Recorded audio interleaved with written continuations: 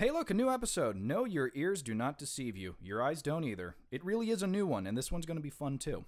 With me today is guitarist Mason Munari. How our paths crossed, as all good stories go, was quite by accident, but in the realm of music, all paths are meant to cross at some point, right? Or at least that's what my rock and roll heart wants to believe. Mason and I met by chance in college, and I immediately gravitated toward him. He's the kind of guy I looked up to like an older brother. It helps that we're both music fans and both chatterboxes, so it all makes sense. And it felt like every class session I was able to peek in and understand firsthand what being in a band was like.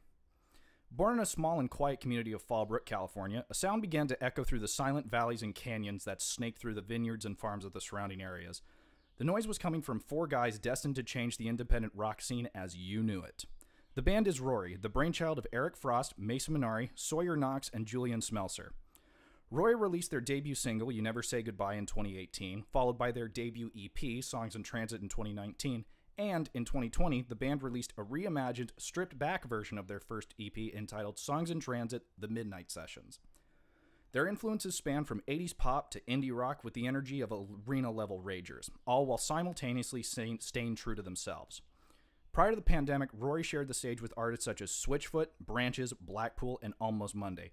Helping to hone their sound of Songs in Transit and the Midnight Sessions, the band worked with producers Jesse Dorman and Tanner Sparks. RORRE has prepared a new collection of songs for their upcoming EP. Its release is currently on a need-to-know basis, but I can at least tell you the name, Beautiful Streams.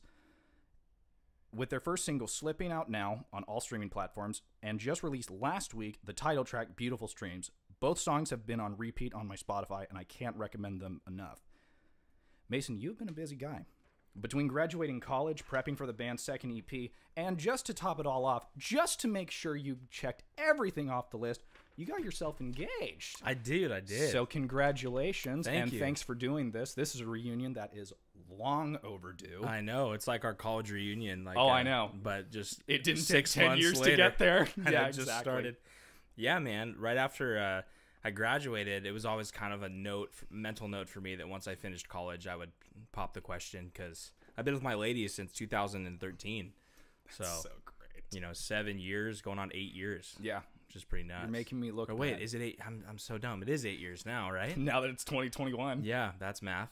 So, yeah, man, it's really, really cool. Yeah, so. but you and I are common media majors. We don't do math. It's not important. Exactly. That's fine. We just guess. Yeah, I did stats, and that was even like a lot to ask out of me because algebra wasn't going to happen. No, I had to do 2 years of remediation for math anyway. Because when I joined at Cal State, they found out that I learned Common Core. They went, "Oh, honey, oh boy, you're gonna have to go back a little bit." Yeah, and I was on the chopping block for a while because I would take classes and just go like. My brain it was like a cartoon where the brain has a sign in it that says gone fishing. Like it just was not working. Yeah. It's like, I'm not here. Yeah. We're done. No. So good. Yeah. Okay. So I kind of want to start right at the beginning. So with the band RORRE, how did you guys all come together? Like how long has the band been together or, just kind of the origin of it all? Yeah, totally. So we started playing actually 2011 or 12. We had been in multiple different bands with different names, but the foundation of the band was always the same people. So we never, from when Sawyer, our drummer, who was only, I think, 15 at the time, started playing, we have not changed at all, like, the framework of who we are and, like, our dreams for being in a band. And over the years, since 2015 to 2021, we've gone through different names, different styles of music, kind of, and eventually we ended up here where we're doing indie music. It's music we love, and we get to work with some amazing people and producers now since we've got a little bit older, and it's been so much fun. So, yeah, it all started in Fallbrook, which is this little small farm town, just like Temecula, which is 10 miles from here. Yeah, 10 miles away. It's like it's east of Oceanside and then south of Temecula. So it's like in this little pocket of Southern California that has no Wi-Fi, so good luck. And but a lot of like just time for yourself, which is really cool, especially like for music. Like you don't necessarily need technology to write music, right? So a lot of our music came out of really nothing else to do. I mean, we couldn't really get on the internet too much, and it just kind of became a place for us to write our songs. So that's where it all birthed from. And since then, we've all kind of grown up. We're all engaged or married now, and We're all just Oh, so you were towing the line. Were you the last one? I was, but the funny thing is I've been dating the longest fiance. Like, yeah. That's funny. Eric has been married for 2 years now, and he's been with his girl for 7 years, and so he's like right behind us. Oh, there you go. Yeah. It's like Dio, the last in line, right? Right. It's like, oh, well, guess it's my turn. Yeah. So now that that's all like kind of finalizing between all of us getting married, we're moving forward to hopefully start touring. Coming out of this COVID stuff, it's been so hard. We had so many great opportunities, like that just kind of like a month before we were supposed to play like probably our biggest show yet, 650 cap room. You were supposed to be at Soda Bar, right? The Belly Up. Oh. Yeah. So that's what I was actually one of the questions, so I guess we can just jump in now. Before that, RORRE, I'm guessing, isn't the only band out of Fallbrook. I know there's a lot of artists that have come out of there. Now, do you know of any other bands besides, obviously, the guys you're with that have kind of come up? From Fallbrook? Yeah. Yeah, dude. So there's this band that we've actually grown up with called, right now their band name is Feelers, and I don't know where they are in terms of making music or working on new music at all, but that's kind of all the brainchild of Adam Lama, who's really, really big now in Oceanside, in the Oceanside scene, and he has a band called Beach Chapel that's, I mean, kind of, I guess, what you could say originated in Fallbrook. So, I mean, he's really, really popular on like the streaming platforms now, and he's doing a really good work. So, our drummer got to mix a song for him on his last single. So, we're all still, friends, and we're still kind of like working together and making sure Fallbrook is like known. Represented. Yeah, exactly. We got to show some love to Fallbrook. Well, and it's funny because there's a lot of big stuff coming out of Fallbrook. You have a lot of wineries that are coming up. Like Beach House Winery is huge out there. Yeah. And then you've got names like Belching Beaver's moving in. Yeah, they are, which is really funny. Yeah. Like just a bunch of stuff going on. And like you said, like Fallbrook is that little tiny pocket of like farms, vineyards, and then just like, no Wi-Fi, good luck. Yeah, seriously. It's so funny because you're like 10 miles from the beach, and then you go inland, you're like, where am I? Yeah, seriously. Yeah. It doesn't make any sense. No. It's not Belching Beaver, I lied. It's the other one in Vista or something like that. It's like a brewery. It's not Belching Beaver, but it sounds like that. I can't remember. Nah. Mental note. We're talking for music. later. Who cares about beers? Yeah, I know. I like Bud Light, to be honest. But you guys can all hate on me for that. Yeah. Nah, it's fine. So, where did the band name come from? So, we were looking for a band name, and we had like 5 different options, and we kept like changing it. We were like the Westward for like a second, and then we were like, West Coast, like we're trying to be all like, like pun centric with that, and it was just kind of didn't really work. And then we were gonna be like, kind of sounds like a country band. Yeah, I know. And it's like I'm actually about to buy a pedal steel guitar, but I'm not there yet. So that's my next big move. But yeah, so RORRE basically is just like the word error backwards. So that's kind of where it stemmed from. Eric made it up, our singer. He just thought that was gonna be like the name. He was like, we're a very dysfunctional family of people. Like we've been friends since, I've known Eric since 4th grade. Awesome. I've known Julian, our bass player, since 3rd grade. We literally love each other and hate each other more than any. It's a brotherhood. It's a brotherhood. That's like that's usually how all bands go anyway. Right. I know. We're definitely not related, but we are a family band in every sense of the word. I would say. So, our dysfunctionality probably just like an error. You know what I mean? We just thought that was kind of a really cool way to represent ourselves. So, RORRE is just like the word backwards, and we decided to pronounce it like that because roar didn't really feel that good. So we went with RORRE. I thought it was cooler. I cannot believe I did not catch that. So as soon as you said that, my brain just went, nice going, jackass. Yeah. I did not eat. Wow, I've been writing essays for years for being a comm major, and you're used to it too. The subtext, where is it? I know. I didn't catch that. Now I'm mad. Yeah. Well, and also Eric. That's it. I quit. No. Yeah, and Eric is a big photographer too, so he always like sees like how is our brand, like how is our logo and everything gonna look in photos and stuff. And he was like, if you take a selfie like in a shirt that says RORRE, and it flips it, it's error. So it would spell error. That's cool. Honestly, I haven't even tried it or taken a chance to look because we have shirts and I've seen people posting them, but I haven't ever like made a mental note to see if that actually I worked. need to get some merch soon, but I'll bring you a shirt. I should have brought you a shirt today. It's fine. We have a couple. We'll make up Are you for it. medium? Yeah. I have a black medium waiting for you at my house. Oh, and that's Yeah. all I wear are black shirts. Yeah, same. And my parents are just like, you could wear color. I go, I do wear color. It's color on black t-shirts. Yeah. It's fine. Yeah. Dang. It's so great. Like, the band is just so awesome. Thank and you, again, it was just one of those things where it was like, we met completely, just by chance through a media class. An awful class with awful. I graduated, so I'm allowed to say this stuff now. Now, this teacher is not my colleague, but I don't know. She's a former professor. She was a nightmare. Yeah, but it's okay. She will not be named. Yeah, we will not divulge any details. Yeah, that'll be at the after party. No, I'm kidding. Right. It was just so great because I don't remember how exactly we just started talking. I'm sure it was somehow, some way, walking in and like, hey, nice shirt, dude. You like with a band tee or something? Yeah, and then I actually think I might have been wearing the shirt I'm wearing today. It might have been because it's a John Lennon attribute. Yeah, from a photo he was in wearing the shirt, but maybe it was. I don't know. And then we started talking, and then it was all downhill from there. I mean, it blew me away that just the fact that every band's record and the pressing and everything. It just doesn't make any sense.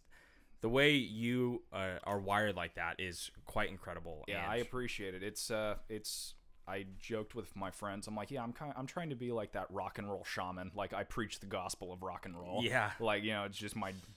I mean, you've read the scripture, if you know what I mean. A little bit. I've read a lot of it. A lot of gatefolds are in my collection. So it's like, knowing names behind the scenes and people going, why do you know that? How many records do you got back here? I officially have, as of yesterday, 1,200. Jesus Christ. And you know every single one alphabetically. I have them all ordered alphabetically. Next episode, you're going to be reciting all of them. No. I'll go on. I would just go on my Discogs and name them in order. There you go. Because I catalog everything because my brain needs structure. Yeah. So the band has been around for... So RORRE's been around technically since 2019. That's when we dropped our first single. Oh, I thought it was 2018 when the first single dropped. Maybe I'm wrong. Maybe you're right. 2020 was such a blur. I don't even know if I count it. I mean, I loved the song 2020. Like that was hilarious. Yeah, that song it's GD 2020 is the name of it, and it stands for Goddamn 2020. It's a song that is just really pent up frustration we had just because of how many things that we had planned for that year, right? That just did not come to fruition. We had our first support show at the Belly Up, which is like a very infamous venue in San Diego for being that's a huge name for like local, right, for the local music scene. Who are you going to be opening for? It was a guy named Tyson Motzenbacher. So okay, Tyson is a guy that's in the Switchfoot realm. He's very like indie. He's kind of emo sometimes, which is pretty cool. Like he comes from a very Christian upbringing, and a lot of it's questioning a lot of those like thoughts in like doctrine that he grew up learning. Gotcha. And it all comes across beautifully in his music. So kind of like I don't know if you listen to Iron and Wine, but he kind of did the similar thing. Okay. Growing up like in a Christian household where he goes, he kind of broke off going, it's just not for me, but he's still, I'm kind of the same way where it's like same. Obviously I believe there's, a higher power. Yeah. There's no way like you can just walk a straight line without some little divine intervention here and there. Yeah. So that's why he's like talked about it in a bunch of great albums. Like, The Shepherd's Dog is a great record. I think it was his third or fourth. Anyway, if you don't listen to Iron and Wine, you should. He's like a mixture of... It's hard to explain. He's on Sub Pop, which I think should say enough. Okay, cool. Yeah, I love that label. I haven't ever heard of him if he's on such a huge label. He's been around since 2000. Okay. Yeah, he's been around. I might even like him more because I love like that early 2000s. Like, would you call it rock music? No, I'd call it indie folk. Oh, fun, dude. Yeah, so it's kind of like a mixture of like Jerry Garcia, Bob Dylan, like let's go melding right there. Sick. After we're done, I'll play you some. I Cool. have all of his records right down there. Oh, do you? Yeah, of it's course. It's in the Jace or what's his name? It's on the I section. It's in the I section. Dang, alphabetically. Yeah. Alphabetically, baby. That's cool. Yeah. Damn. Yeah. So Tyson's very like that. He actually, I remember one time he wrote a song called I think it's In Your Name, and it's basically like not like damning, like, you know, the god or the theoretical like version of like whoever he's Like worshiping. yeah. But it's very like, my life's going to shit, like, and it's like all in your name type thing. Yeah, it's very like, and it's your fault thing. And we have a couple friends that have written songs like that, and every time a song like that comes out, like, I don't know, like I reflect on that a lot too, just because of, especially with this last year, you know, I really felt like God was kind of putting me in a place to be able to like do more things with the talents he's given me, and and things like that, and so it was really, really hard. And this song is in no way like actually like saying like damn God. It's more of like a metaphor for like just like what the fuck, you know what I mean? Like life is just going down. It's more and like you don't have like it's hard to explain why, so you kind of use that. So Goddamn 2020 is like that, and the song is also only 3 instruments, which is really, really cool. It's this little talk box that Eric got for Christmas from his mother-in-law, where you literally just record into it, like you talk into it, and then you play it back, and you can change the pitch of it and and like modulate it. It's really, really cool. It's just little, like probably like $50. I don't know. I don't know how much it actually costs, but it was probably like on the cheaper side for a musical instrument. So we used that. We used a guitar, and I think that's it.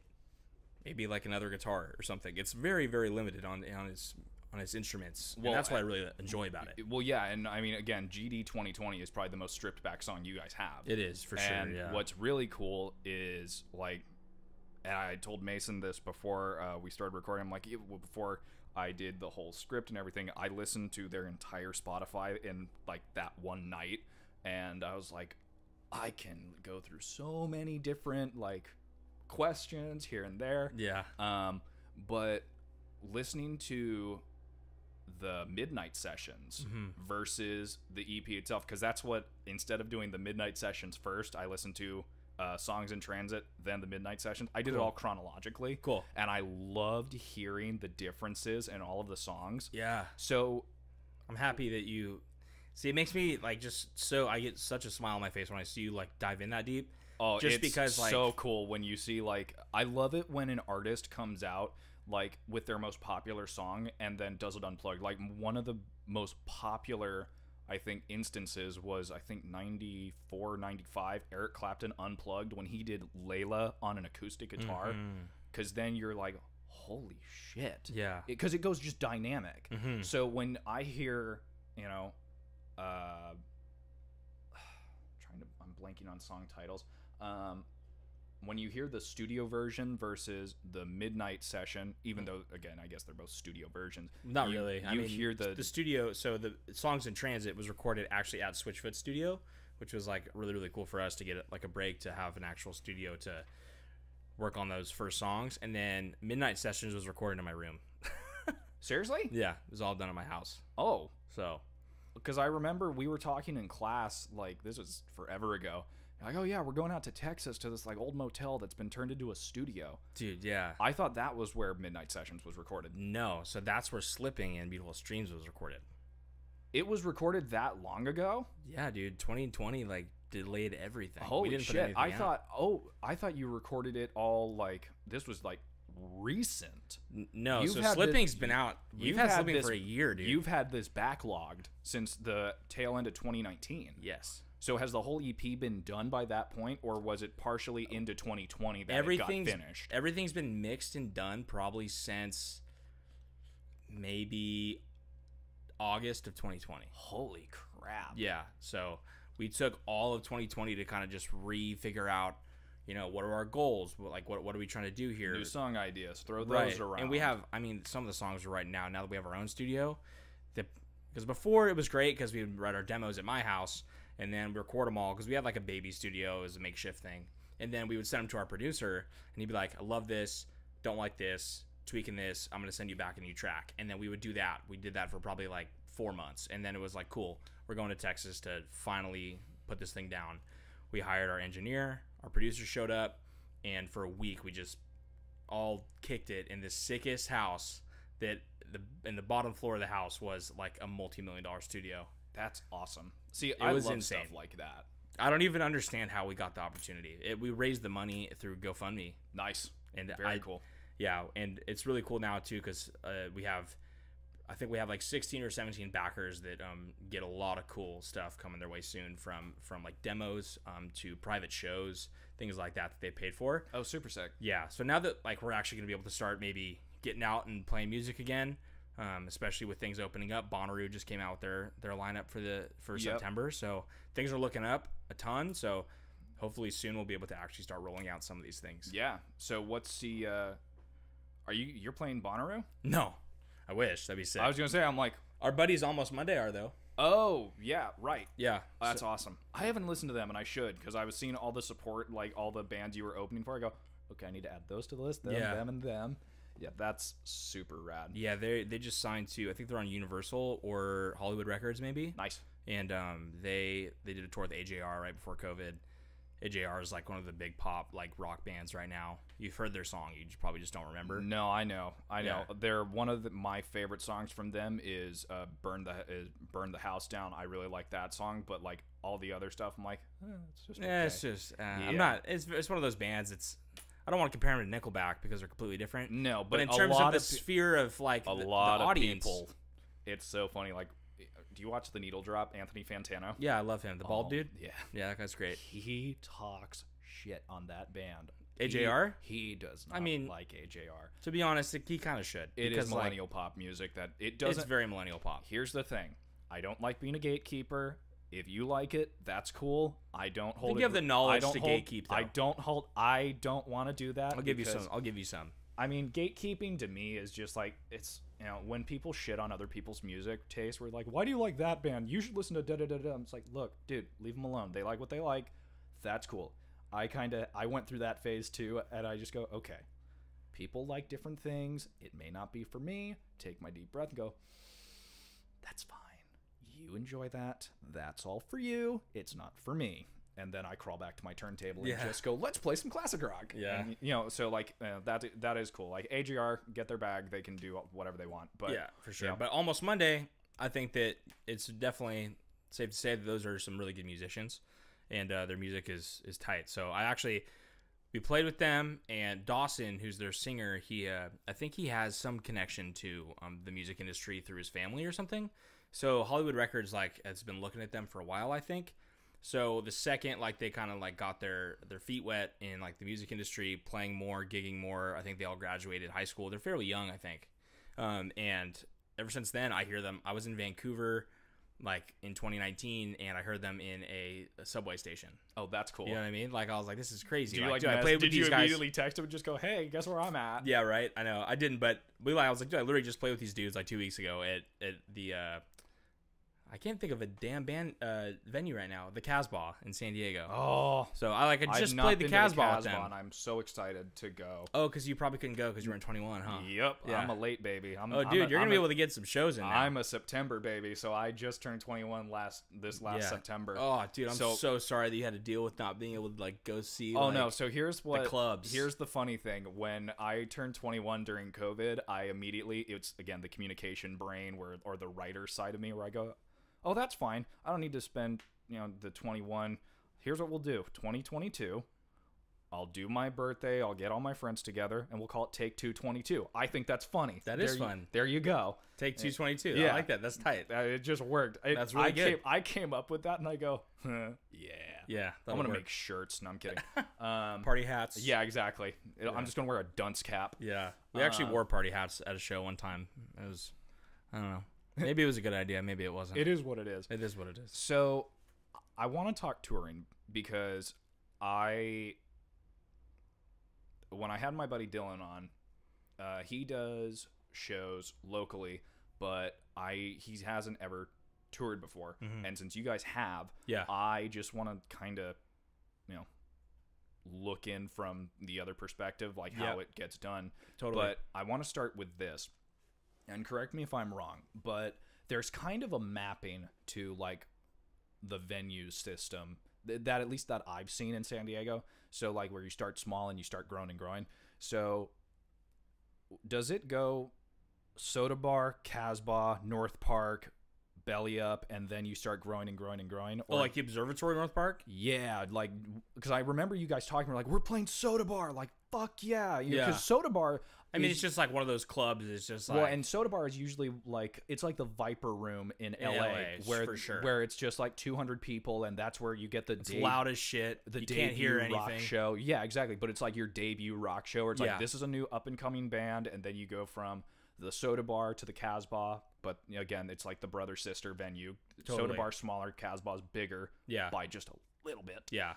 Casbah's still tiny. Yeah, but it's super rad. That's why a lot of people love it, and that's why I love it. And I love seeing old bands like play, because Casbah's got that really like famous wall that you play behind. Yeah, it's got it's like a that punk rock. It's the punk rock like chapel to so many people. Oh yeah, like I love seeing like I saw like for some reason I was on YouTube late the other night and I saw like a show of. It was like a tape show in like 2001 of Blink-182 playing Casbah. Well, and again, I'm like, dude, like I literally they're from sat. Poway. Yeah, exactly. And I'm like, dude, I sat right where freaking Mark Hoppus is right now. Like, or stood right there. Hey, that's where I play guitar. I know. It's like so funny. I'm like, that's dude, rad. I'm like, dude, if he's in that spot, like the sound sucked right there. Like you can't hear anything coming from the right side. That's like, funny. See, again, that's the outside looking in, like from the stage perspective. Exactly. Where it's just like only like you see. Like we were just talking off mic about going to the Forum because you saw Fleetwood Mac there, and you said the sound was chaotic. Oh, well, I mean, I didn't have any good seat. I sat. You were in the nosebleeds? Yeah, if you're at the Forum, I'm just called the Coliseum for some reason. If you're at the Forum and you're on the upper level, there's legit a wall from. If you're like anywhere besides the very top, the top bleachers, the foundation comes over you. If you're below them, if that makes sense. So the foundation looks right over you, and it almost blocks the sound, and you kind of have to almost duck. Sorry, I'm getting away from the mic. You have to almost duck just to see because of the huge obstruction from the upper bleachers. That's annoying. So I kind of went through a similar thing 2 years ago because again, McCartney's my hero. So I saw him. I talked about it on the first episode of like my first concert, and that's one of the questions I want to ask you. I saw him in March of 2009, and then June of 2019, he was playing Petco, and I go, I have to go. Just 10 years later. Oh, 2019 Petco. Yeah, for the Freshen Up tour. I went to the 2017 Petco show. Nice. Yeah. So I was sitting right behind home plate. I was also right behind home plate. Light right in front of me, so I had to like tilt my head like over and my whole body just like this. I'm like, it's worth it. It's McCartney. It was insane. 38 song set list, no opener, 3.5 hours. Did he show up like 40 minutes late though? Got on at 8:30. Was that when he was supposed to? I think so. Dude, he was supposed to get on around the same time. I think he didn't show up to like 9:15. I'm sure that's what happened too, but I think they waited for it to get darker because of all the screens and the pyro. Mm-hmm. So Live and Let Die, all the fireworks. Oh my god, so sick. Good. And again, it's McCartney. Yeah. No one cares how late he goes on. I will be there until 5 in the morning. Even if he doesn't go on till like, till like 5 a.m. It's like, yeah, no, that's fine. Yeah. I'll wait. I'm here. You can't really say the same. I've heard stories from like Guns N' Roses where it's like, they're supposed to play on like 9. It's 1 a.m. What the hell, dude? And then if it's McCartney, they're just like, no, it's fine. He's just taking his time. I stood next to Slash one time, and I was like, dude, you're fucking ripped, bro. Like, this guy's jacked. I'm not surprised. Yeah. That makes so much sense. We'll get to that story. Yeah. So, it's always a fun one to ask. What was your first concert? So, ever? Like, or with RORRE? Ever. Okay. You as intaking music, not giving out. It's actually really sick. I'll give the first and the second for contrast. Hell yeah. So, the first one was I was a senior in high school, and we had the opportunity to play the House of Blues in San Diego. Nice. And this is what happens if anyone here listening has ever wanted to start a band and gets hit up by these people. It sounds great, but please don't do it. Give your best no that you can, because basically it's a promoter that books like 6 bands, right, for a local band bill, and there will be a whole list of bands coming in. And their job is to obviously pack out the House of Blues. And the House of Blues, I think, is 1,000 cap room or something like that, maybe more. But what they'll do, no, maybe not that much. Maybe like 800. It sounds about right, though. You can pack a lot of people into House of Blues if you need to. Totally. And because there's like an upper level too. Yeah. And basically what they do is they'll say, hey, you're a band. Like, you want to play House of Blues in San Diego like every other like aspiring rock star, right? So they'll go, here's the deal. You're playing it. done. We don't even have to like hear you play. We don't have to hear a demo. You're in. But you have to sell 100 tickets. And if you don't sell 100 tickets, you owe us the money for the difference that you didn't sell. Wow. And these are $10 tickets. So you owe us $1,000. Let's just call it that. That's So you owe us $1,000. Screwed up. So say we only sold 50 tickets, we owe them $500. We also owe them $1,000 on top of that. So you would that. So that's if you so don't, uncool. Yeah, it's really weird. And I remember his name. His name was Eric, and he worked at like Primetime Management or something like that, or Motion City Management or some name like that. And if I get sued, I'm calling you first. Yeah, dude, I'll remember this forever. And everybody else in my band will agree that this is like the most fucked thing that you can do to a group of people. So they'll do that for 4 to 6 bands. So, but we did it. We went to our high school and we said, here's the deal. We're playing House of Blues and we have music. We had a 6-song set. We practiced our ass off. We sold every ticket and we brought 100 people to that show. And then on top of that, the other bands were also pretty good and pretty ready for that challenge too. So we sold out House of Blues in high school. First show I've ever played was a sold out House of Blues San Diego show. Nice. And I remember it was actually the first time like outing I had with my now fiance is she came to that show. Oh, there you go. In high school. And there you go. And she was like, hey, I'll come to that show. And I was like, hell yeah, let's go. So like, sick. Yep. So, and then my mom was also there. Because, you know, my mom's a huge like supporter. And she was like, oh my God. And my mom is like younger looking. She had me when she was 18. So she was a young mom at the time. She's blonde. She's like, got her makeup on. She's out with her girlfriends. And she's like, yeah, Mason. Yeah. Like, go you. And my now fiance saw my mom and thought that it was just another girl in the crowd that liked me. And my fiance was like, who the fuck is this bitch coming in here when Mason asked me to come? And it was so funny, dude. I had to tell her, just like, thanks, Mom. I know. I was like, Mom, what's up? And she was like, oh God, thank God. Was it immediately just like that wall of realization? Like, oh my God, yeah, what just happened? No, my actual question was like not as a band member. What was the first show you ever went to? Oh, Sorry, I thought it was play. No, my bad. Either or, I'm happy with that. That was super sick. Yeah, even because you got to stick it to the man there, which is always a good thing. I will say though, then the second show we played was at a place called Glass House in Pomona, which is a huge venue. And I know that name. Like nobody went, and we played to like 12 people in a huge 650 cap room. And Isn't it was there? sad, but it's whatever. Is that next to Glass House Records? I don't know. Glass House is in downtown Pomona. Okay, because I know there's a place in Pomona called Glass House Records, who's right next door, owned by a guy. His Instagram handle's Record Safari, and he has the pop-up record store at Coachella. Oh, cool. That's his thing. He's opening up a new shop in LA called Record Safari, and I'm hoping to catch that soon. So nice. I've never been to Coachella.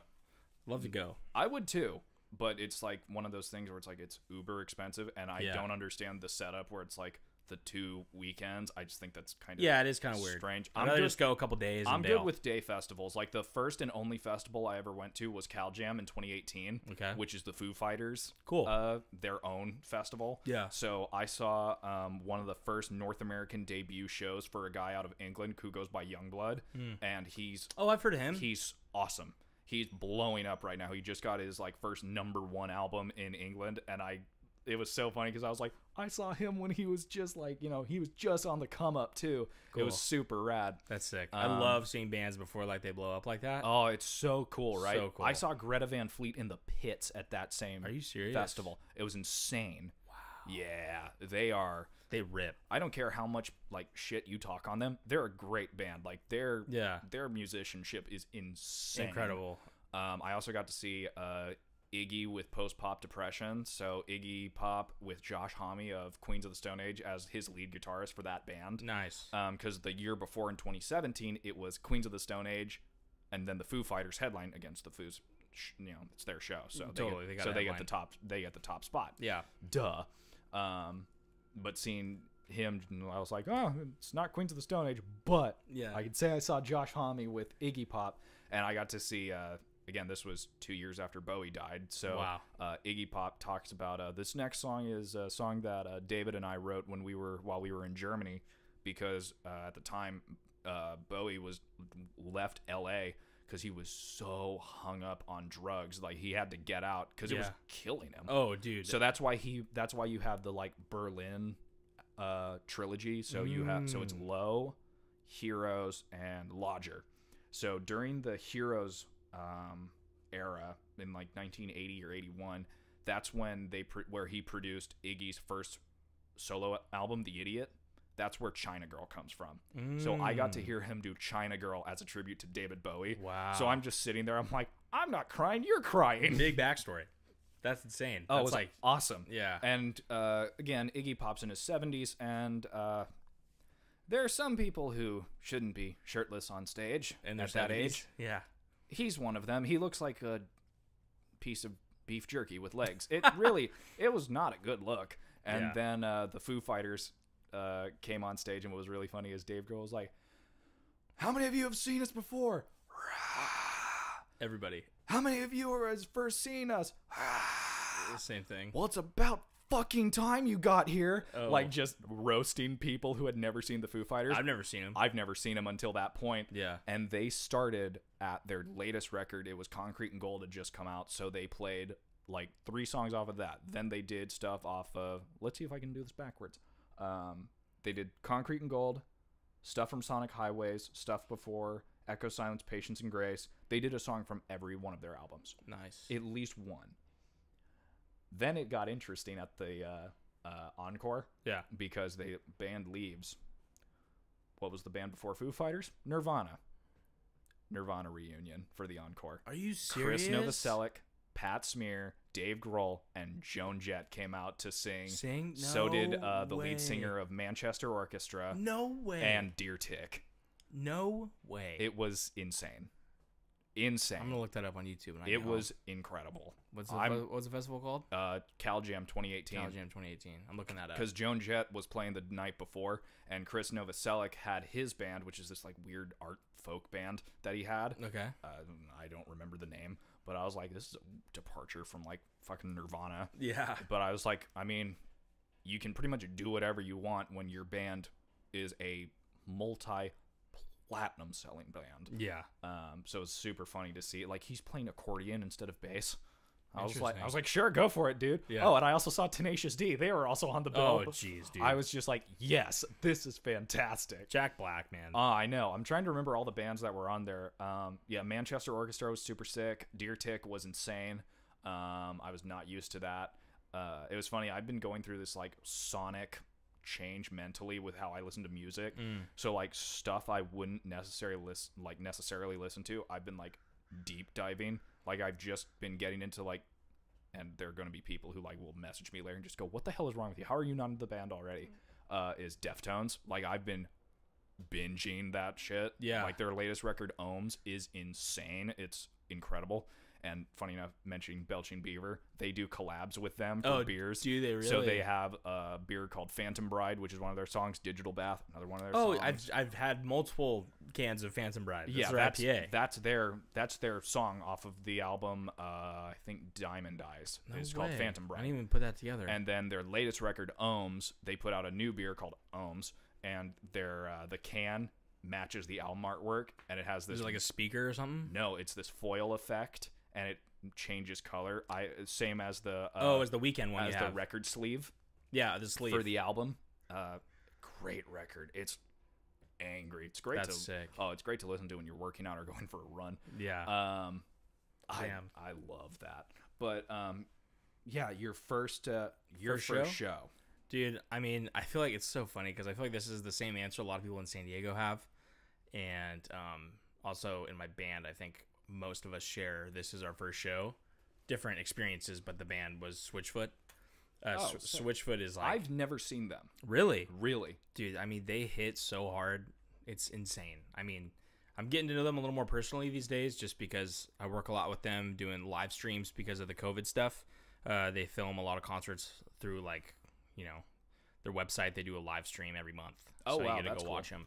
So I've been helping film those, and also, like, Drew, the guitar player, we have a song called What Do I Mean to You? And there's a lick in there that he was like, "No, dude, do this." And then, "Oh, dude, play this on my 335." And I was like, okay, I'm really stressed out right now because You're letting Like me you're use your a shit. legend, dude, and you're like gonna help me do this right now. So 335. Oh, an ES 335. Yeah. Oh yeah. Yeah. Those are. So after that, I bought one.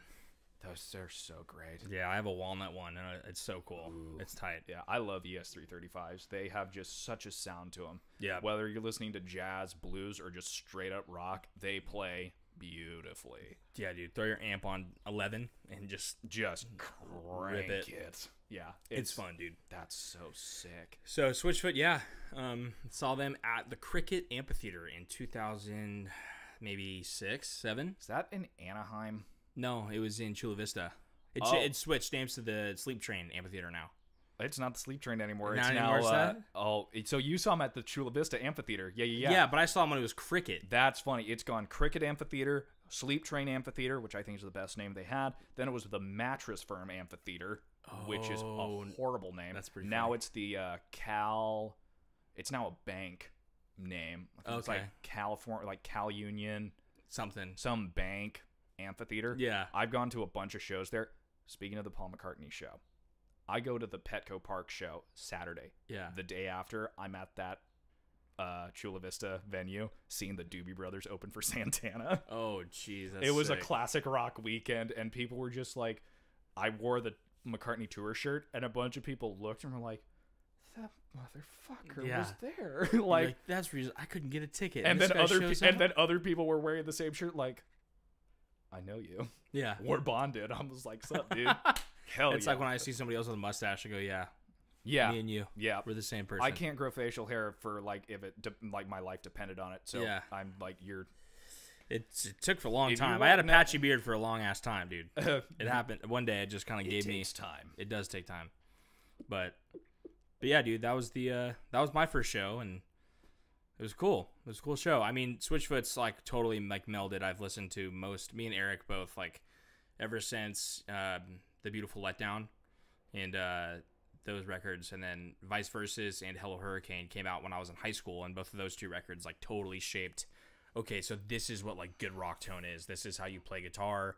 You know what I mean? This is like what it looks like Right. to make music, and yeah. So those records really influenced me early on, and our band in general when we were just starting out in high school.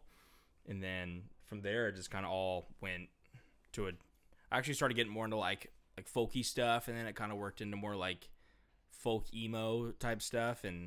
But I'm all over the map, dude. It switches every day. Okay, You know what I mean? so I'm glad you said that because I wanted to ask about just like influences on the band. Yeah. Because I've seen like people have said like you have the sound of like indie rock, but also like influence from like the Killers and 80s like synthwave and all this stuff. Totally. And it was funny because like I was saying, I'm listening to like the whole like discography. I was picking things out of like, this makes sense, but I'm not too sure. Mhm. So I want to rattle off some names. So Yeah. Young the Giant, The Killers, Offspring, Blink-182. Subtly with like when I was listening to songs in transit with the modulation and the different like keys, it reminded me of Angels and Airwaves a little bit. Cool. One Republic, Kings of Leon, Coldplay, Foo Fighters, Chris Cornell, Arctic Monkeys, Jason Isbell and the 400 Unit. A little bit of Smashing Pumpkins just because of the I like guitar that. tones. Yeah. And then I hear a little bit of like the Black Keys influence. And then Yeah. with the more like shoegazy or like mellow stuff, I get like a Mac DeMarco type vibe. I love hearing that, man. Thank So you. am I I'm kind of actually getting my strats am in I the shop right kind of now. on the mark with some of those names? Yeah, Like you are are. there any that I neglect to say that, obviously Switchfoot and all those guys. Yeah, so 'Cause I those know- guys definitely like, in half it's because like we literally recorded songs in transit with their gear in their studio. Yeah. So like some of it's with also engineered and mixed and mastered by their engineers, By their Switchfoot's. guys. Yeah. Yeah. So it's basically like we took our music and brought it to Switchfoot, and that was cool for the first one. That definitely helped us like find our sound a little bit more too. Once you actually lay down tracks and you're like, okay, this is great. Like, let's rework this lead. The tone's not really working here. Like things like that. So Switchfoot, yeah, the studio was a huge help with that. Past that, I would say Tom Petty and the Heartbreakers. Yes, I should have said that, and No, I didn't. it's okay. Yeah. So our biggest. We were gonna bring that up anyway, so Yeah. might as well do it here. Yeah, so You Never Say Goodbye, which was like our first single that we recorded, very inspired. The whole song is really inspired by Tom Petty. It's about Eric getting a flat tire on the way to band practice, and we had just started back up playing music because we had like kind of a little falling out in 2018 or 17, and we basically like we're just starting up. We're all getting our music out of our closets, like our guitars and stuff, and it's probably like our like 8th or 9th practice after we've kind of like remelded everything. And Eric gets a flat tire, and needs help getting picked up, and he's just like had a huge crazy day at work. And then he writes the lyrics, "I'm losing my mind like a flat tire," and we're like, "Oh, we like that line, like that's pretty sick." And then the whole song kind of like worked itself back into like more about Eric, rather like his experience and reflecting on Eric. And from then it went into his relationship with his wife, and so the song is really about him and his wife and the relationship they have through Eric's like crazy brain and his dysfunctional states. He's an incredible songwriter. He's incredible. He literally has like, there are some lines where you go, you cannot be this young writing shit this heavy.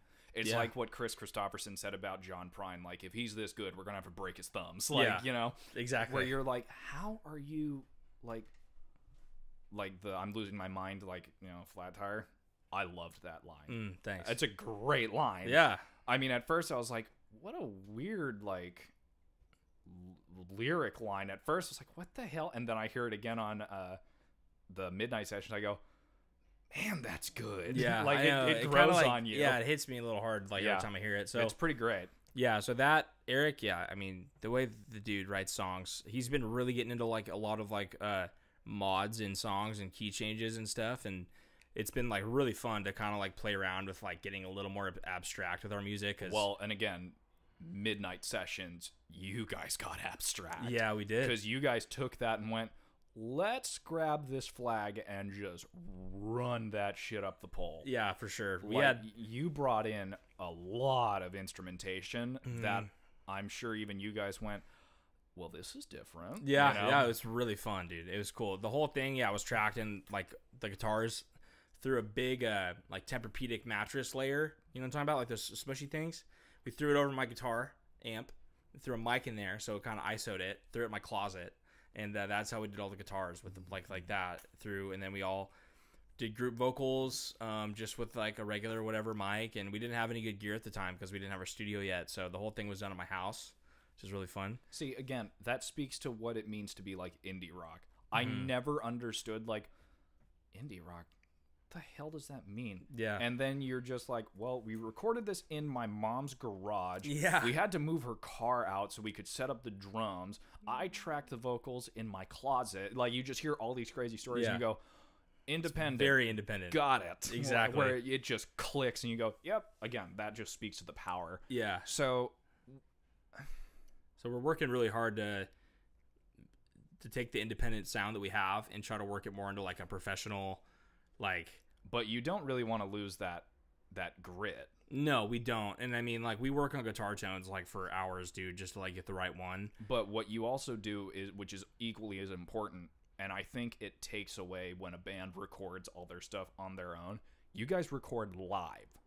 That really helps keep that tone. Because when you're all in the same room and if something messes up, you're able to look over and just go, oh, dude, what if we change this key to this key? Like, let's run that. And then you, like, 10 minutes later, you go, okay, let's back the tape, retrack it, and we'll see. And then you're like, dude, hell yeah, that's perfect. Yeah. You know, that really helps. At least for me, when you hear it on, like, any record that you know has been recorded live, it just sounds more cohesive. Totally. And it sounds more fleshed out versus, like, stuff where it's like, oh, we all were recording this in our own home studios, and we're all over the U.S. United States and sending it to each other. It's like when you listen to the one that pops into my head is Blink-182 2011 with Neighborhoods. They all recorded their songs all in their own studios.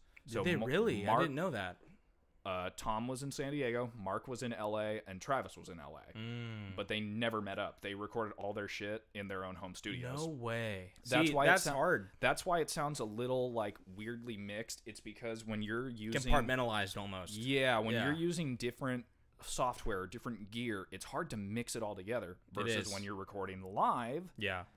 And then you can go, okay, let's do this instead. Or it's like the Foo Fighters. They'll record the instrumentals and then Dave will do the vocals over it. That works too. Yeah, that's how we do it too. Okay. We do that a lot of the time.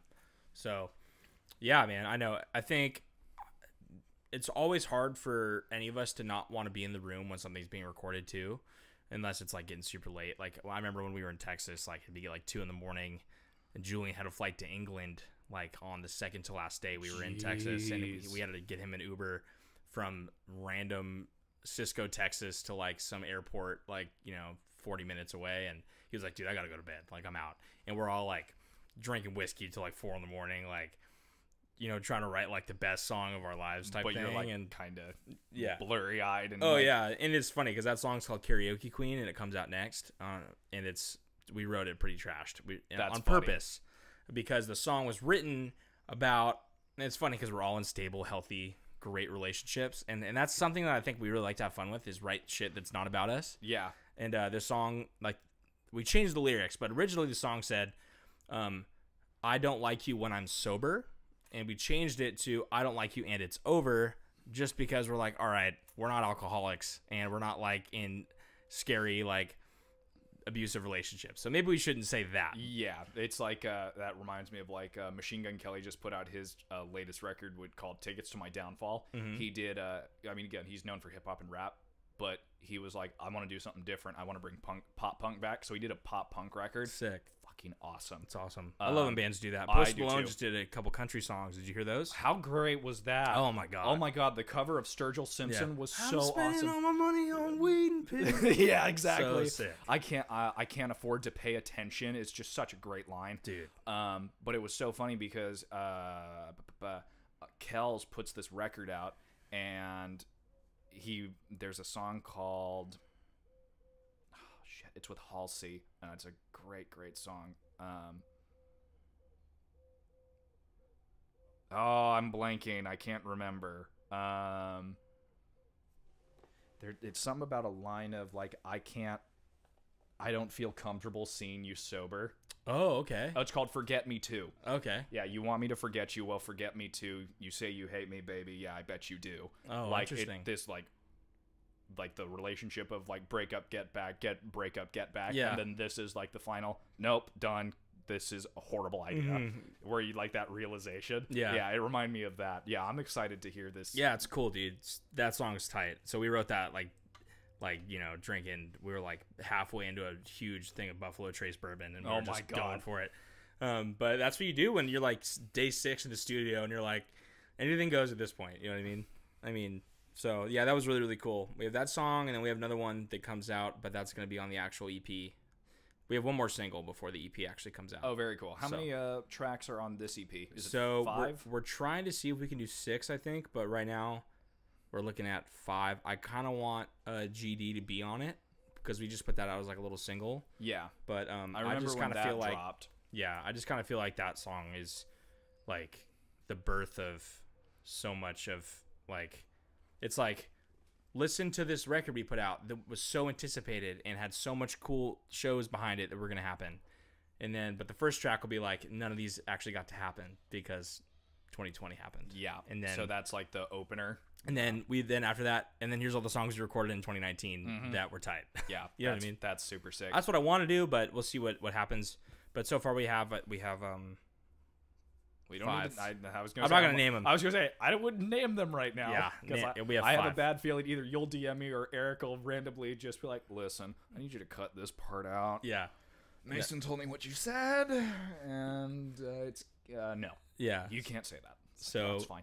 Yeah, that's good. So yeah, so hopefully, we'll do 5, hopefully 6, but we'll see. I really want to put an album out. I mean, EPs are great, but we were supposed to do an album. I think we had 3 other songs that got scrapped, which is kind of a bummer. But they'll make their way around sometime. Yeah, exactly. I mean, if they're not used now, they'll be used later. Even if it's just like, oh, what would be cool is like that bass part was awesome. Let's try and rewrite that. Yeah, and for then sure. Write around something like that. So if you were to break it down with how like you guys write your songs from like written to recorded, how long does it usually take?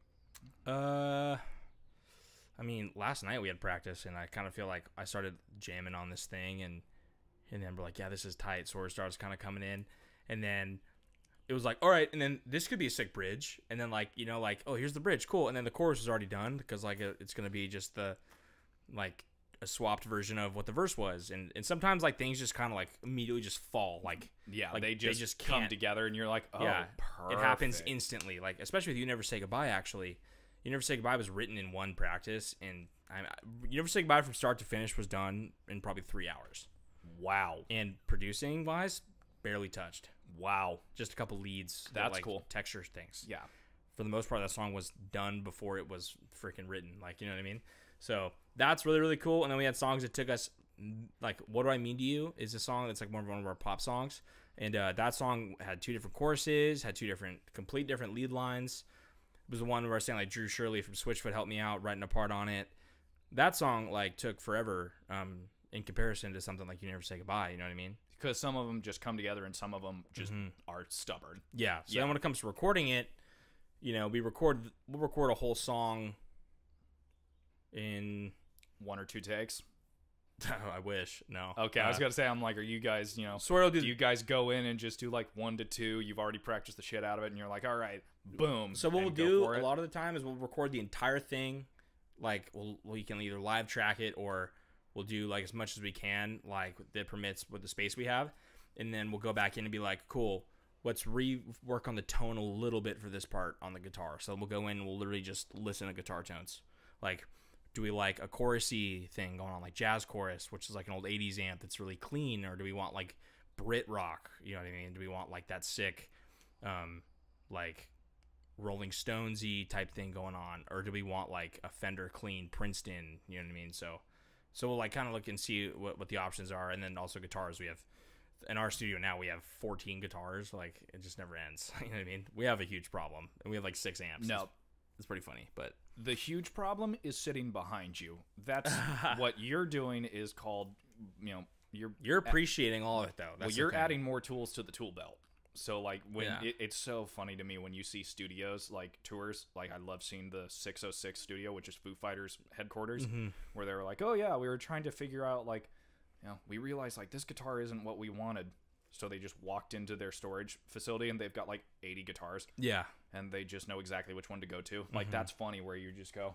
I mean, these things become a part of you, like, after Yeah. so long. Like, my Stratocaster that I've had since I was 7 years old, 8 years old, it was, 8, I think I got it. It's from the same, it was made the same year I was born. So I kind of feel like it just That's cool. grows with me. Yeah. It was made in 95, and so we're both sitting it coming on 26 years old. That's awesome. It's cool, man. It's probably like, for like the sake of the history and the legacy, like that guitar, I wanted to sell it when I was like right out of high school. I was like, I'm gonna sell this thing. I'm gonna buy a freaking Les Paul and just like do that. And I'm so happy I never sold it, because it's like the bread and butter of like what made me like understand guitar. So Is that guitar on all of the tracks or on most of Rory's? it's on 0 songs? tracks actually, Really? which is interesting. That's yeah. one that just kind of is that the one It's that just you like- stay that one stays at home. That's where the writing It gets stayed done. at home for a lot of I just brought it to our home studio 2 weeks ago. Oh, cool. And now it's getting worked on because it needs the middle pickup's broken, and it needs a good cleaning and like a fret finish, like help and stuff. So it needs some work for sure. But I had that happen on my my P bass. I bought it when I was a junior in high school, and I never took it into like a guitar shop yeah, to get worked on. I bring them like, yeah, I just want to get it like looked over. I've got a loose knob, and the guy looks and does an inspection, goes, Jesus, how old is this thing? I go, well, I bought it a couple years ago. He goes, yeah, this is going to take some time. yeah, Like 2 weeks later, he goes, well, I had to, your whole neck was bowed, so I had to okay. fix that. We put in all new strings, cleaned everything up, went through all the electronics. You know, Dusty's right here on PCH. oh yeah. Yeah. My buddy goes to him. Yeah, he was just like, $70. I'm like, I love you. Yeah, Thank you. that's cool. And again, I'm not like, I don't know how to play any of them like perfectly. I've only taken piano lessons. I've never had a proper lesson on guitar or bass. I just like know how to read music, and I'll just start noodling on stuff. I mean, dude, that's a great. I learned how to read music in like when I was like 10. I took guitar lessons. Learned how to read music, and I was like, this is cool, but I want to play, you know, Jimi Hendrix. So like But I you- stopped. But I mean, it still helps when you're able to understand like instrumentation is its own language. I agree. Like when you're just like, oh yeah, can you play a B major 7? And you're like, oh yeah, and we're gonna go into this like, you know, A major or A minor, da da da da da, and everybody, you just hear people talking. I hear that and I go, what language is that? Like I don't understand it. Yeah. But it's like I only know like basic stuff. And again, I was taking piano lessons when I was like 7, and I stopped taking them when I was like 14 or 15. It's been a while. Yeah. I need to get back on it. But it was so funny when you hear them talking about, well, when we like Donald Fagen from Steely Dan talking about like a chord change. Oh yeah, so we decided that we start with the 12-bar blues standard, and then we did this, and blah, blah, blah, blah, blah, and Walter came in with this guitar lead, and he was playing this chord, and all that stuff. I'm like, Jesus, no wonder you Steely Dan is different in general, though. They're the ones that were transcended. They're the ones where you look at their records and just go, I'm gonna go light my stuff on fire, dude. Yeah, when I first started reeling in the ears, oh yeah, you just hear that guitar bam, bam, and that whole part, or that just intro with the Telecaster. You're like, I need that tone. Yeah, for like sure. Like how clean. Big reason I got a Telecaster was because of Steely Dan too. Yeah, they're one of the reasons why I want a Telecaster. Yeah, is because of that. There's also a song that David Gilmour had on his latest record that came out 5 years ago. Called Rattle That Lock, and I watched his Live in Pompeii concert film that he put out like I think 6 months, maybe a year after the album came out. Yeah, fucking phenomenal. But the whole solo I thought was on the black Strat that he's known for, the triple black Strat. It was on a Telecaster, and I'm like, I need one. Yeah. I need one now. Yeah, like I know, they're so great. Yeah, they're sick, man. So. Man, there's just so much that I want to cover, but I don't want to take up so much time because, I mean, it's just so much fun to catch up. Yeah, it is. It's so much fun. Okay. Are you guys... This is just my little rock and roll hard mind to get all the secrets. You have the first... Would you count Midnight Sessions as your second EP, or would you call it like an offshoot of the first? I'd call it like a stripped down version of our first. Okay, because it's literally the same. I mean, we changed chords sometimes. Okay, I was gonna say Midnight Sessions is just the first EP reworked, which is why I said Beautiful Streams was the second EP. It is, but I don't want to like screw that up. No, it definitely is. So if you already have the second one done, yeah, are you putting the groundwork now for a third or an album, or are you guys just kind of waiting? So we don't ever stop writing music. We have about like 6 or 7 songs right now that are like already worked out. You know, we already got a bunch of tracks for them. Now that we have our own studio too, which like I'll say is we did this. We're 2 months into this whole thing. I paid rent twice at our space, so we moved everything in. It was a nightmare to clean this place. You know, get all the electronics in, the big freaking control room desk, all the snake, all of our stuff plugged in. That was like so hard, but now we're at this place where it's literally just like I'm in a playground. Like I have the thousands of like different choices between guitars and amps, and you know the tones are incredible. Pedal today, yeah, and I'm going to use that pedal tomorrow. It's just like everything we've always wanted, like from a space. So now that we have it, it's been like nothing short of amazing. Every time we get in there, we go Mondays and Wednesdays now because we have a live version. We're doing a live version of our EP that's coming out at Switchfoot Studio on April 13th. Are you guys recording it? Oh, you're recording it live. We're gonna shoot it live, but we're not. Oh, we're gonna shoot it. We're not gonna live stream it, just because we're gonna try to do some editing. Oh, cool. So it'll be like your own, like a debut type concert film of sorts. Oh, that's rad. Yeah. So I love those. Yeah. That's so cool. Whenever you see a band just do like live stuff from the studio. Yeah, for sure. Like Black Pumas just did one for their the Colors.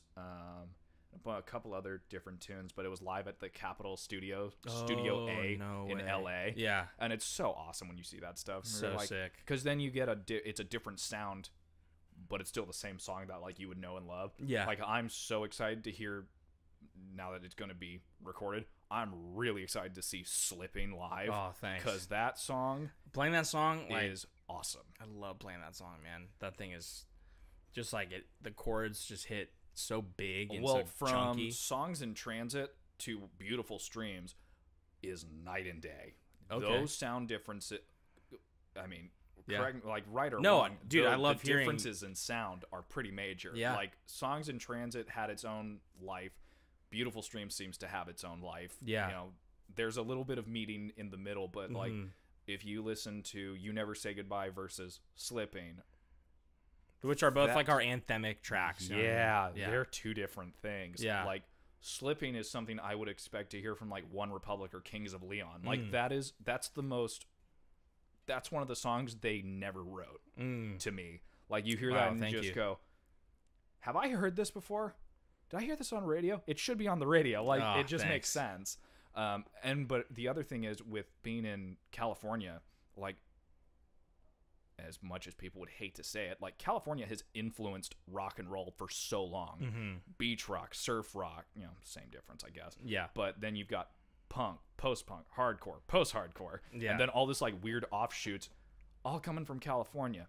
And the one thing which is one of the reasons why I started this podcast, is because San Diego County gets abused. They don't talk about all the cool shit we have. No. Because I'm friends with rappers, punk artists, you guys, jazz players. Yeah. And everybody's just like, that's all in San Diego? Yeah, on a 45-mile radius. Yeah. From Escondido to Encinitas, you will find 50 different genres from like 100 different artists, and nobody knows them. Yeah. What the hell is that? I know. It sucks, man. It's such a, especially now with like how easy it is for people to just like make music, even if it's, I don't know. I feel like you can buy a little interface for $80. You can get something like Audacity for free, and you can make something really cool and throw it up there, and it just floods the Spotify algorithm. You know what I mean? And we have people like us who've been trying so hard for so many years now to break into the scene, and Spotify has made it awesome for like in terms of our like coverage and exposure, exactly. But now, like, I mean, we made, I think in the first 2 months of Slipping being out, we made $41. That's it. Well, which is like, it's kind of like a bummer, you know what I mean? Because it's like from just streaming alone. Yeah. Well, yeah, because streaming. We make an eighth of a penny. Yeah, exactly. The revenue you get from streaming is bullshit. But again, they say in quotes, "We're trying to fix it." Yeah, I'll believe it when I see it. Exactly. So that's really, really hard to like stomach sometimes that you do all this work just for that to happen. You know what I mean? Well, that's also the reason why I'm just like, vinyl. Give me vinyl. I know. Let me throw money at you. Yeah, seriously. Shut up and take my money. Yeah, that meme. Yeah, exactly. So no, I am Fry. I'm gonna like rap on your studio door and just like, give me vinyl. Yeah. So when you guys are recording, you guys are doing straight to just like digital and able to like master and module and correct stuff. Yeah, everything's done digitally. I wish we could do something like tape. It'd be so much fun. But well, let me tell you, all you need is $25,000 for some analog equipment, and you can have it happen. Oh, geez. I actually saw like a tape thing at the antique mall right here at Sea Hive. Yeah, the down T the road. Yeah. Did you see that too? Oh, yeah. Sergio has it for sale. Yeah. Sergio, who's the manager at Sea Hive, for those of you who are in the Oceanside area, probably know Sea Hive. Their general manager, Sergio, who kind of runs the whole operation, has his own booth, and he's got all this cool stuff. So that's all his stuff. Oh, yeah. Cool. For all the vinyl, all the turntables, and all that like furniture stuff. There's also a great little harmony guitar for like... Yeah, the blue one? No, brand new. It's a tobacco sunburst harmony. Harmony. I saw that one. That was cool. My buddy has identical.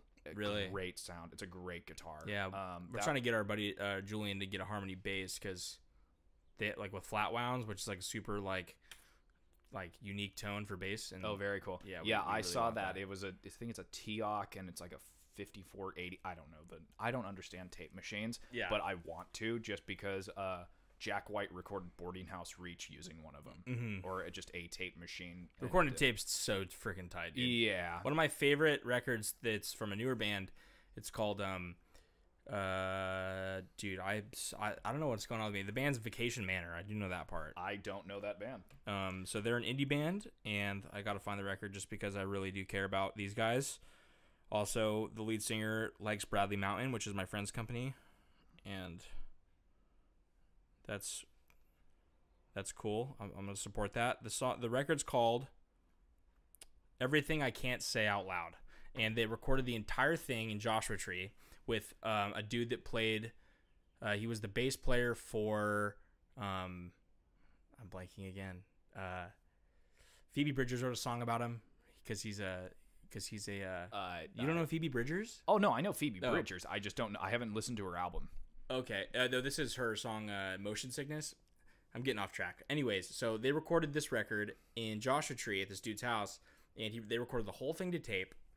And the record actually, the last song, they only had so much tape left, so they basically just jammed out the last song until the tape ran out. So when you play the vinyl version, the song just randomly cuts because they ran out of tape. That's awesome. Yeah. See, I love stuff like that. I love that too. One of my other favorites, and it's so like again, you and I get to talk shop, and it's so nerdy to some people where it's like, what the fuck why did they know this? Yeah, why do we care? Like, why is flat wounds? What the hell does that matter? It's a bass. It just goes doom doom doom. That's it. Yeah. It's like, no. There's some nerdists out there. Oh, there's some people who are going to listen to this and just go like, they understand. Yeah. One of my favorite sounds, and it, again, complete departure on Tool, Lateralis. Right when it the first sound you hear is a tape machine spooling up. Oh, sick. When it starts, because you hear it click and go. That's sick. And then it goes into The Grudge. It's such a cool start. Yeah. But tape's so cool, dude. well, yeah. I'd love to do it. And again, let's get real nerdy. The reason why people love recording to analog so much and why there's such a vinyl boom is if you have tape, take it to a mastering studio that puts it on a stamper, which then helps get lacquers, which then presses the album, you don't lose any quality. Because if you record, like you would be able to notice it because I know you have the ear for it.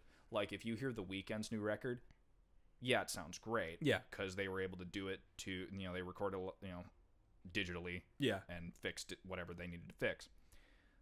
You lose a little bit of fidelity because you're going digital to tape to platter. Okay. So you lose a little bit each time. Yeah. That makes sense. Yeah, that's why totally. Every time like you're exporting, you know what I mean? Like exactly. You're finalizing like what you're doing, and then you have to finalize it again and again. And well, that's why like we were talking about Thunderbird Studios right here here in Oceanside. Yeah. They do everything to tape, master through digital, back to tape. So you don't lose much quality. There's a little bit, but versus going digital master to tape, that's when things get lost in translation a little bit. And then you're like, the drums sound a little flat, guitar sounds a little weird, and then you're like, well, here's why. It's super technical and super stupid, but it speaks to my like analog heart so much. Yeah. That's why I wanted to learn how to work in an analog studio. Yeah. Because then people are just like, bro, this is awesome. Yeah. I have a buddy actually that runs a whole tape studio in Oceanside that I totally forgot about. His name's Omar. And Nice. I used to work with him at a coffee shop. He runs a whole, it's called Los Feliz Studios, I think, something like that. And it's tight, dude. He does the whole thing in his house. He just bought a tape machine, does the whole thing. It's tight. Him. That's awesome. Yeah. So, and again, I feel like I'm like neglecting things. Besides being in a band and all of you guys, it sounds like everybody is, well, I know you and Eric both are like really big into photography and videography. Is like all four of you guys also into that same stuff where it's visual as well as the audio side of things? Kind of. So Julian, our bass player, for a while did sound for a church. So he was always kind of like in the live sound department. Also did some video work for the church that we used to go to as kids. So since then, he's moved out of that field. He's also really big into like education. He's a big history buff. So he spends a lot of his time reading books and all that stuff. So This is why I get along with bass players. We usually are all the same. Yeah, exactly. Yeah. Honestly, a lot of it is a couple characteristics that just translate to every single version. Yeah. So that's rad. I can't wait to meet the whole band. Yeah, soon. dude. At a show, I mean, you're guest listed on the first show, guaranteed. You're not paying a ticket, no way. So I appreciate you. Yeah, but so he's really into that stuff. Sawyer is a really big like he's got this managerial mindset. He's basically our in-house manager besides like our actual manager. Okay. He's like our assistant to the regional manager, if you will. Oh yeah, an office quote. But yeah, so he's that guy, and he's also can do a couple visual things. He helps Eric out a lot with Switchfoot because Eric works at Switchfoot doing their marketing and media. So Eric's really big into that, and then me too.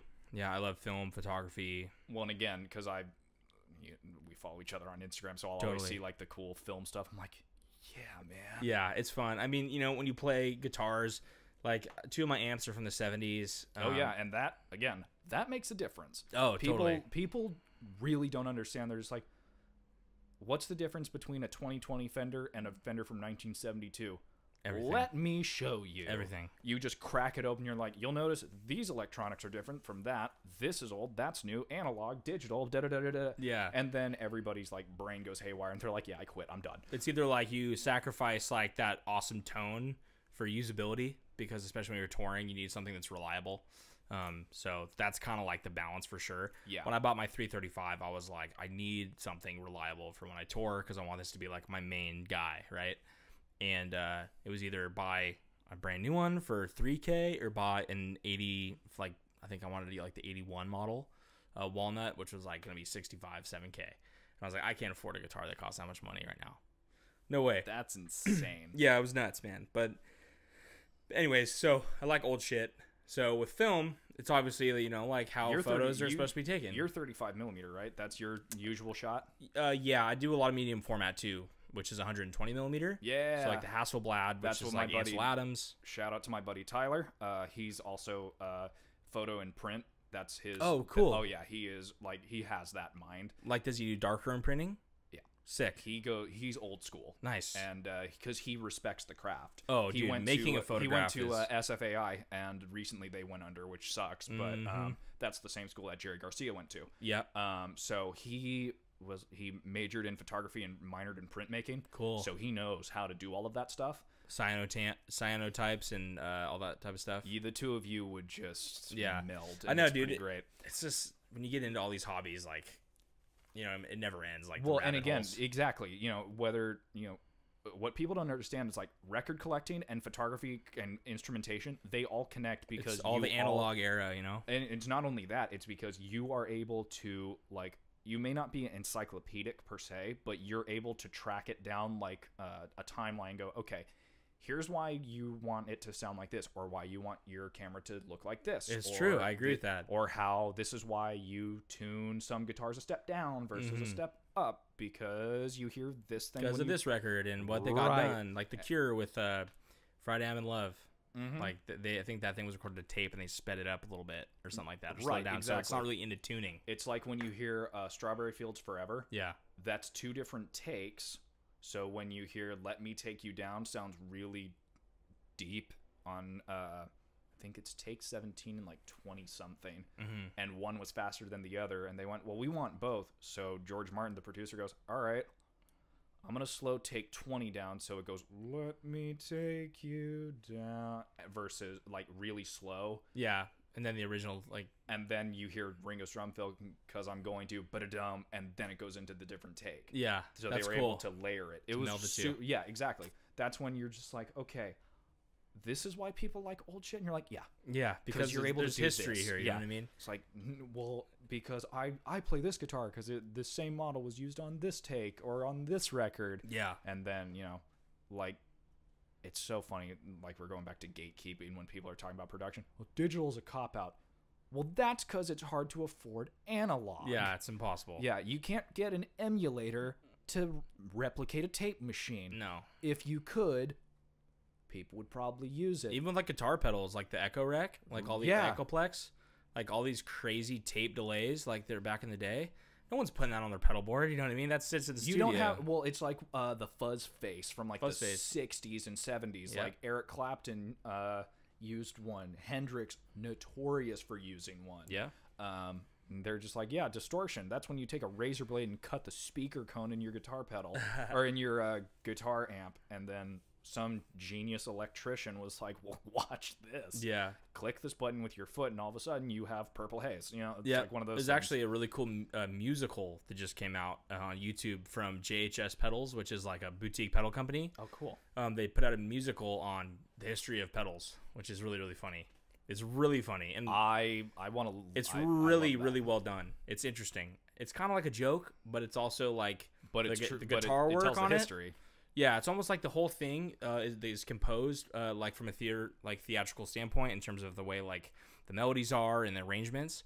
But the whole time there's also like sick ass guitar parts going on in the background, like that are live, and every song is based around the specific pedal and the time frame. So the guitarist is using the pedal to tell that they're the story, talking about to tell the story, to rip behind it like to play the sick parts and That's the riffs. amazing. It's a really weird thing. I saw it and I was like, No, why is it this like? Why for am I some just seeing reason this? that makes sense to me. Yeah, it's really cool. You should watch it. Brilliant. See, it's so funny because like people, I don't know why, but I love researching the mechanics. I just if I'm into something, I want to know how it works. Everything about So it. when it comes to like setting up audio stuff, the reason why I have a certain turntable is because I researched it, because I like the way it's built, the fidelity, the reason I have a different needle or a different head, and how it translates into all like speakers and stuff. It's the same. Again, it's not going in circles with this conversation where it's like, well, that's why you use a 70s amp, because it gives you a different sound than one you would buy today. Yep. Which I do have a Princeton that I bought. It's a 2021 model, and it rips. But I mean, but it doesn't give you the it's same not sound. It's not a 65 Princeton that I've recorded on before that You Never Say Goodbye was recorded on. That's awesome. You know what I mean? So you do what you can with the money you have. Exactly. Well, and I don't want to ask you what like. I'm not going to ask you your favorite song from the band, because I know every song that a band makes is like their baby. I have a favorite song. Okay, then. What was your favorite song that you've recorded? Interesting.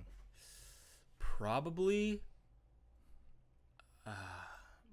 coming up here, Karaoke Queen was my favorite to record, just because of how much we didn't care about being tight. We didn't care about like timing, the musicianship. It all was kind of sloppy in like this way that was, but it makes on purpose. Yeah, You know because what I mean? it's good, the context of the lyrics and the song itself. Yeah. That's pretty rad. And I mean, our producer, our engineer, were all like, "Do that! That's so sick!" And then like we're all like screaming gang vocals in the vocal booth, doing these la-las that are like so fun, dude. That's great. Yeah, so that kind of stuff I love is stuff like that. same. I mean, that's just the memory that like you can't buy. You know what I mean? Like you can never like invest like into a band and stuff, like, because there's people that will like are solo artists. They'll hire a band and they'll do like a couple of their songs, and I've done that before. I've done studio guitar work, and it's cool, but it's all kind of like work. You know what I mean? Yeah. So to have like your best friends in a room, and it's like 3:30 in the morning, And you're you guys recording are all vocals. drinking whiskey until the freaking sun comes up,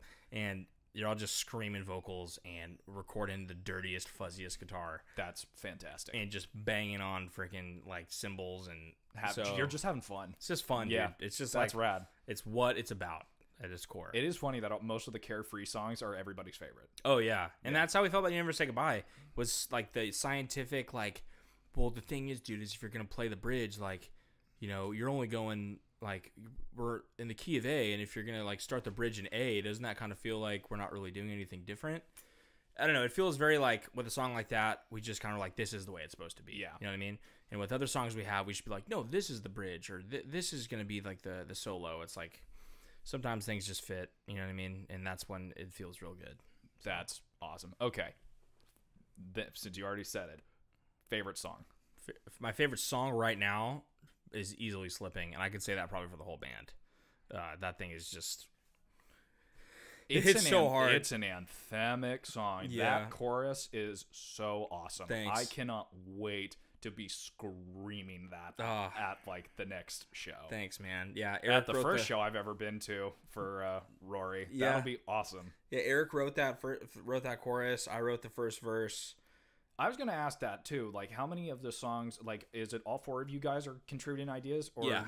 Oh, that's awesome. Yeah, so Like, for You Never Say Goodbye, it was mainly Eric, just because it was like he was just having. it was that, just boiling in just his a head. You know what I shitty mean? day. Yeah. So, and then you have songs like Slipping or What Do I Mean to You? Sawyer wrote the chorus for What Do I Mean to You? And then for Slipping, I wrote the first verse. Eric wrote the chorus. I wrote the. It's funny. A lot of our songs, and I'm gonna like kind of sidebar here. A lot of our songs do this thing where it's not just like A B like for our verses. It's F to D to A to E to Z. I mean like the arrangement. It's not like I thought you meant like planning, just like chords. you'll start here and somehow we'll go to that side, then we'll go to the beginning and somehow end up here. No, so you mean like the tuning. arrange? No, I mean like the arrangement. So Got like it. so it's like it's not like the verse 1 is going to be the same melody as the verse 2. Got Does it. that make Okay, sense? yeah, Because yeah. a lot of people do that, like where it's like we're just going to copy and paste like the melodies. We like to make it like the first melody and then the chorus, and then the first little bit of the second melody is going to sound like the first melody, but then we're going to break into a completely different arrangement. That's awesome. We do that a lot of the time, and I don't know why. It's just kind of like how we like to write. So with Slipping, that second like arrangement in the verse, the second verse, me and Sawyer got to come up with, and it was like it just fit, dude. It was like so perfect. And then Eric rips like the sickest solo ever. I'm the lead guitar player, but I mean, there's a couple solos that Eric's written, and I'm like, bro, I'm gonna take a step back. One. Here you go. Yeah. So Eric takes that solo and he rips it apart. It's so badass. And then yeah. So that song was like a huge just like meld of everybody. And then Jules wrote his bass lines too, and they're just like groovy as shit, dude. They're so sick. Yeah. No, I love that song so much. Yeah. And every time we play live, it's like everyone's like, "Oh, dude, you guys got the coolest bass player." And I'm like, "Yeah." All of other we're all lame. Yeah. It's all just the Jules show sometimes when we play. It's pretty funny, but yeah. That's pretty awesome. Okay, so two singles out. Mm-hmm. Timeline for there's no set date as of yet, or was that announced? Because I don't for the EP to come out. Because if you're not allowed to say it, I don't want to like say it. But can we expect? Comes out in June. Oh, cool. I don't know when, but it's out in June, so it'll be a summer release, which is awesome. Yep. So that'll be. We feel like this is a very summery record. When you listen to Slipping and Beautiful Streams, yeah, you get that vibe. Yeah, Beautiful Streams is almost like Vampire Weekend influence. Yeah, it's pretty great though. And Karaoke Queen is very, who could I compare it to? There's a couple bands. There's a band called Waters. I don't know if you've ever heard of them. They're gone now. I think they're done, but that sucks. Waters was a big influence for us when we were in high school, and it kind of brings us back to them. So it's very like pop, like we're jamming. It's not like, because Slipping's very anthemic. It's very like, deep and like resonating. Yeah. And you don't really get that with Beautiful Streams. You get a little something different. You get a little more bop. You get a little more, I'm driving down the coast. I got my windows down. Yeah, that's usually where I do most of my music research is cranking shit in my car with all my windows down, going down PCH. Yep, exactly. That is like the ultimate meditation. If I've had a bad day, I'm like, all right, see you in an hour. I'm gone. Yep. Like, jump on PCH and just go until the road ends. Exactly. Like, I'll end up in La Jolla and go, that's a good place to turn around. I should probably go home. It's 8:30. Yeah, exactly. You've just been driving for like the last 2 hours. It's like, yeah. I should probably go home. Crank the stereo. Yeah. Yeah, exactly. So, and Karaoke Queen's got like this punky thing going on, which is I don't know why, but I hear Karaoke Queen, I just immediately think like Chris Stapleton type like country rock rager. Oh, really? Because I don't know why. What's the the people that we've like promoted the song to in our management, they always call it Killer Queen, and I go, damn it, it's not Killer Queen. Is this 1971? Do we look like? Is this Heart Attack? Sheer Heart Attack? Yeah, we're not Queen. Yeah, seriously. But we want to be as big as them, but we're not them. We don't have Freddie Mercury. Yeah, the song's about, it's not out yet, but the song's basically about like you trying to like pick this chick up, and like you guys are dating and things aren't going that good, and she's very like, the way you would describe her as is Karaoke Queen, Sweet Home Alabama. Like she's the one that sings like Sweet Home Alabama drunk in the karaoke. That's exactly why it made me think of like country rock for some reason. So the name of the song title is based on that lyric. That's awesome. Karaoke Queen, Sweet Home Alabama. That's great. It's cool. It's a cool song. So before we wrap this up, please just plug, promote, and just lay it all out on the line. What's going on? Like in terms of like our socials and stuff? Yeah. Socials, if there are any like upcoming big dates coming up, can we expect, can I expect maybe a tour or a couple shows in the next couple of months? That'd be really cool. So I just had a huge call this morning with our manager, and we're really looking to promote and book shows for fall of this year. So we're definitely going to be playing this year, like I think. Sweet. I have no expectation other than like we're at least be playing locally, you know what I mean? Right. So that's gonna happen. And then for tours, we're really hoping to maybe, there's a couple friends that are bigger than us. The guy that produced our like Beautiful Streams, Slipping, this whole EP, his name's Park Cottrell. He plays bass in a band called Colony House. Colony House is a bigger band. They're like a total, like, they're a pro band. They play at 2,500 cap rooms. we're gonna like, you know, reach out to people like that and see like, hey, is there anything anywhere? Yeah, maybe with them, maybe not. I mean, they probably already have all their ducks in a row, but more like we're just trying to see out of all of our friends and stuff, how can we break into this scene out of COVID? A lot of people are trying to play. There's not that many spots for baby bands like us, so we're hoping to reach out to a couple of our friends. Bands, my ass. Have you not listened to your own stuff? I mean, baby bands in terms of our following and our network. I'm just joking. Yeah, thank you though. Yeah. So we'll see. Shows are definitely coming. Tour maybe. We're gonna reach out to our friends and see what the deal is. Just because we don't have any like serious management or labels to help with that. And then yeah, so Karaoke Queen I think comes out next month. Awesome. Or this month. I gotta remember. Probably next month. What's next month? May? Yes. Comes out in May, I think. I'm so bad. I don't do the releases. I should know. And then the whole record will be out in June. And then our socials, everything is just RORRE Band. So RORRE Band. And then you can find us on Instagram, Twitter, Facebook, whatever. You guys on Bandcamp?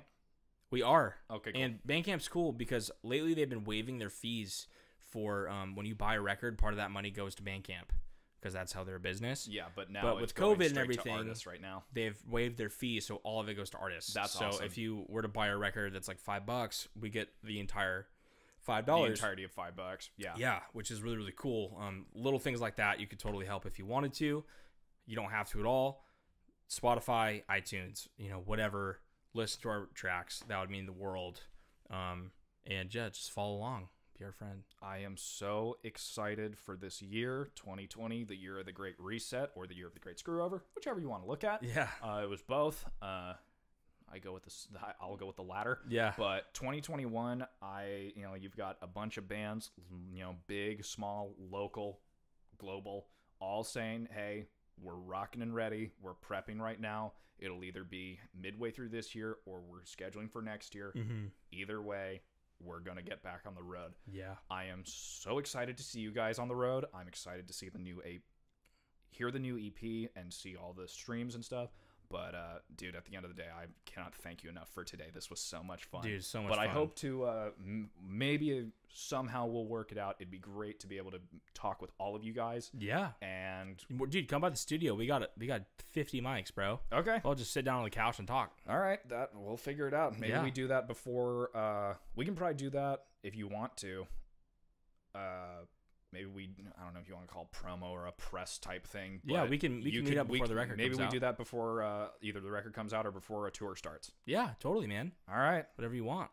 As usual, this was fun. You can follow me at Needle Nose Records and EEDLENOSE Records on Instagram. And you will find me here on Spotify, as always, distributed by Anchor.fm. Thanks, everybody, for listening. Go immediately after listening to me to listening to Mason and the guys at RORRE. And don't forget to stream Songs in Transit, the Midnight Sessions, and their upcoming EP. Talk to you guys soon.